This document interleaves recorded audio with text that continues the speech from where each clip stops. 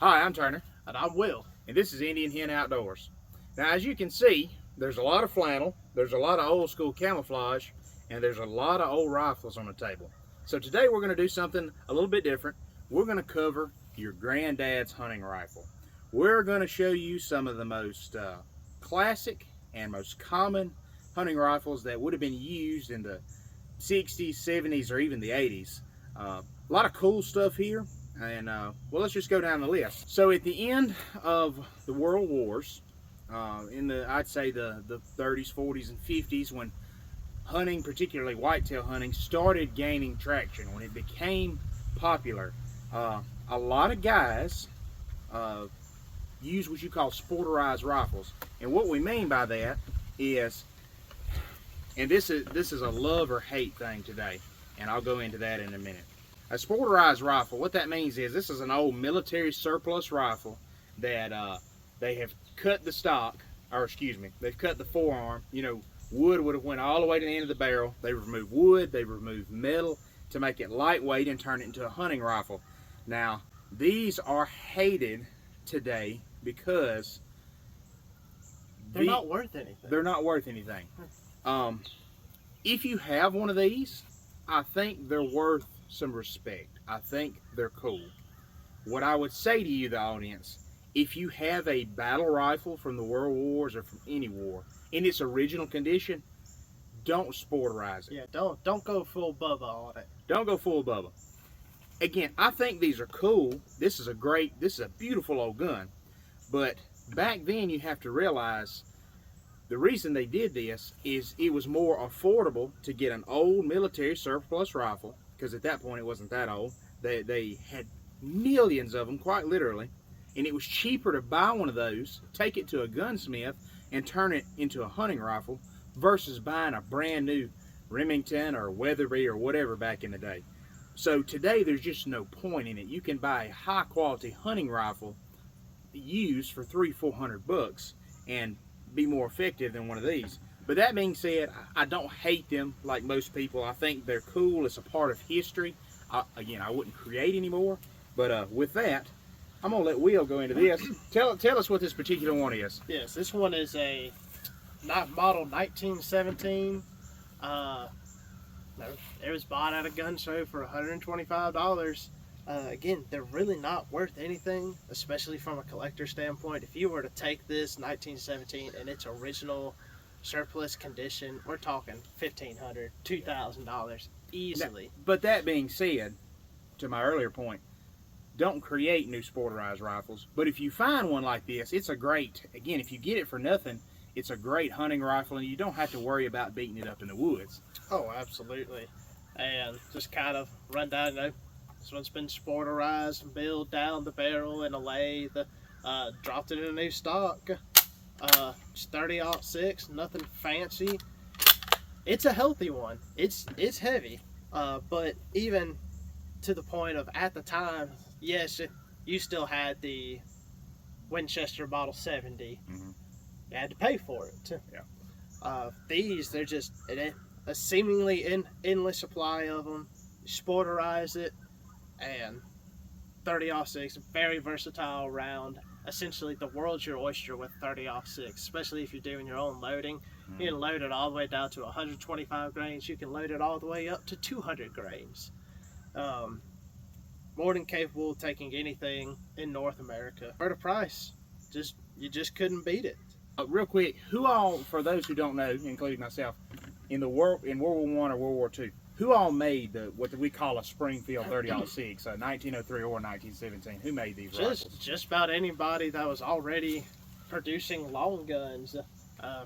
Remington, Winchester, Springfield, Rock Island Armory. Those are actually somewhat sought after because there wasn't quite as many of them. Interesting. Smaller facility. If it's already sporterized, no, let it be. If it's not sporterized, let it be. You didn't know we were going to go John Lennon on this episode. Now, moving on from that, I guess kind of the next step after sporterized rifles are some examples we have here. First of all is my absolute favorite, and that is the lever action. These came into popularity for whitetail hunting. The shorter barrel, the short profile, it's a lot lighter than these other guns. It's easy to carry in the woods all day. You got that fast lever action. Down south where we're from, these became very popular with dog hunters because, you know, you may only have a fraction of a second to aim, get drawn, shoot, whatever, reload with a follow-up shot. So these became very popular where we're from in the in 30-30. This here is a little different. All these other guns are 30-06. We have the oddball, the 30-30 on steroids. This is chambered in 35 Remington. Now, you said that's 35 Remington. Correct. It's more popular in the 30-30 cartridge. Right. Can you still get 35 Remington? It's not very heard of. So, and this is the sad part because I love the 35 Remington. Again, it's all the good of a 30-30 except more. It's a 200 grain bullet, a little bit faster, a little more energy. As of, I believe, 2020 or 21, when Remington announced the 360 buck hammer, which was going to be their new cartridge for lever actions and for aimed at Midwest deer hunters. The question was asked, is this the discontinuing of 35 Remington? Because you're making this new 360 cartridge, are you discontinuing 35 Remington? Remington said no, we will produce 35 Remington and 360 buck hammer side by side. To date in 2023, that has just not been the case. If anybody is producing new 35 Remington ammo, it's news to me. I haven't been able to find it. Everything that I have found has been old surplus, and it's a cool gun to have, but because it's 35 Remington, you may use that as a bartering chip to get it cheaper. But if you realistically want to hunt with it, I would look for a 30-30. So I forgot to mention, this is a Marlin 336, by the way. You said JM. JM Elaborate on Marlin. If it has a JM stamp, it is before Remington's acquisition of Marlin. Moving on to what we have next. Again, we've seen Sporterized rifles. We've seen the lever gun. So what's kind of next? This is a Remington model 7600 pump action 30-06. So Remington came out with the model 141. I'll put the dates up on the screen because they escaped me. But it was replaced by the Remington 760 Game Master, and then this is what replaced that in 1981. This is the 7600. The cool thing about this is it's unusual in the fact that it's box magazine fed, it's a pump action, and it shares styling with the 870 and 1100 shotguns, which is kind of cool. It's kind of weird looking, but I like it. Again, really popular where we're from down south because of dog hunters or in thickets wanting to take those quick shots, you know, quick point and being able to follow up really quickly like a shotgun. The cool thing with this too is that when the 7600 replaced the 760 in 1981, it was produced all the way to 2020. With that, similar styling, gun looks almost identical. The Remington 742, and the difference is this one is semi-auto. Again, box fed magazine, fast as you can pull the trigger. So the pump action, whether it was a 141 or 760 or 7600, was known as the Game Master. The 742 is known as the Wood Master. Again, great old hunting rifles, stuff that your grandfather would have used, and I think they're a part of hunting history, and I think they deserve their props and their respect. A lot of these guns are not super valuable amongst collectors, but to outdoorsmen like me and Will and old souls, they hold a special place in our hearts. So, believe it or not, your grandpa's gun can still kill a deer. Oh, definitely. Again, say what you want to about the venerable 30-06 or 30-30 or 35 Remington. They have all taken more game than we have forgotten about.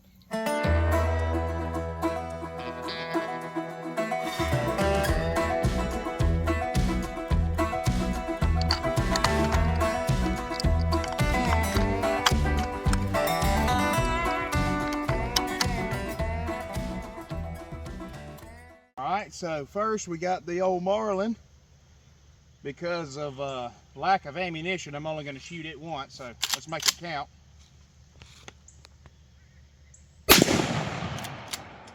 Oh, that's a sweet shooting old gun. That's 6. Good gosh. And I think we can ride over them and get one more. You know what I'm saying? So,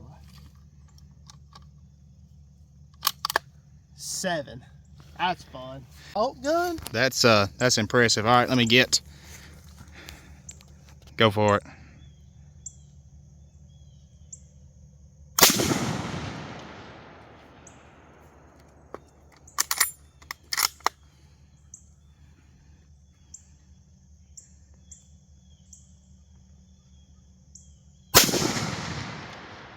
Little high. I think that was extremely low. Really? Yeah.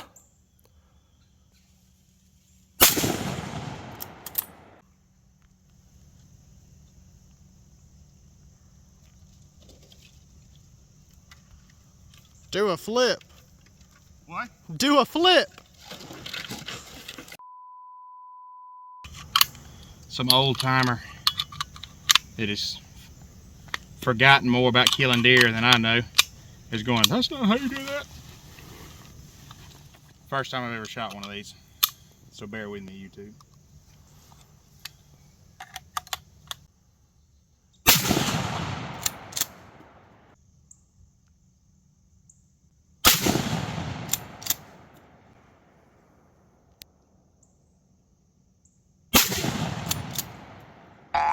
Did you see that? Yeah. So what happened is with this styling, with the gun being made like a 870 or 1100, I'm putting my head a lot closer to the stock than I normally would on another rifle. I will say that. So the brim of my hat actually caught the top of the scope, and when it recoiled, it knocked my hat off. So it does take some getting used to. I am having to I guess position my head further back than I normally would to see down the scope. I think what would help that would be like on this 742 over here, would be raised scope rings. And I just take a look. Yeah, that's much better. So.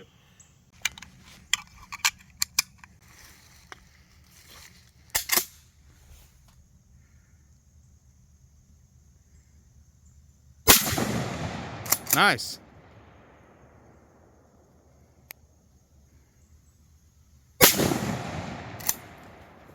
It just has a weaver style mount, so you're kind of like preset on your scope ring position. Okay, you can loosen up your rings and bring your scope on back. With a Picatinny mount, you have not infinite, you have much more options for scope mount placement. And so you're possibly changing over to a Picatinny mount and bringing, or just simply loosen these up and bring or go forward with your scope to get better eye relief. You'll see, you got to get kind of low and you got to get kind of forward. And that's when you lose your hat. Yeah, versus like right here is natural, but the eye relief, you see a lot of black ring. This is actually my father-in-law's gun. He did tell me he was having some issues with it, and I was just going to try and run it and see. And we got a failure to feed. Again, old guns, you do run into these problems. Let's take this out and try not to lose a finger. There we go. Let's see if we can cycle one through it just for the video. And put one. And just kind of, there we go. Let's see if it's on.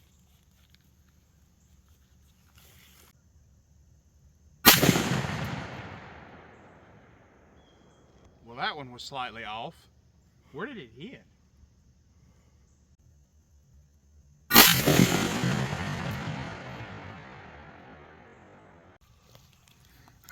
When you take old rifles out of the cabinet, one, as always, make sure you have a gunsmith go through them. Make sure they're, if they hadn't been fired in a while, make sure they're safe.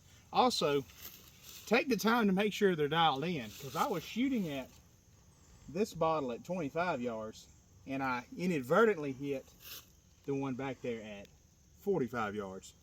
So, which was kind of cool, but also very scary.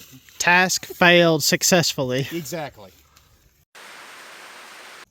So we've got a gallon water jug down this lane here that's been mowed a little bit, and it's about 55 yards. So there's some brush. It's about 55 yards. This is a standard whitetail shot in South Mississippi. Let's see if I can hit anything.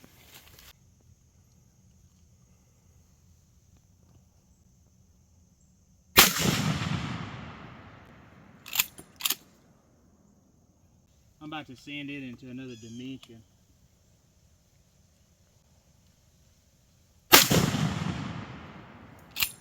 If that scope was a little more forgiving, this might be my favorite gun of the day. Thank you so much for watching today. We've enjoyed shooting all these old firearms. As always, do this safely, have a good time, and shoot what you want to shoot. Don't let anybody tell you that you can't kill a deer with one of these, because obviously you can. But until next time, I'm Turner. I will. And this has been Indian Hen Outdoors. Thank you for watching. Tar and feather your local politician.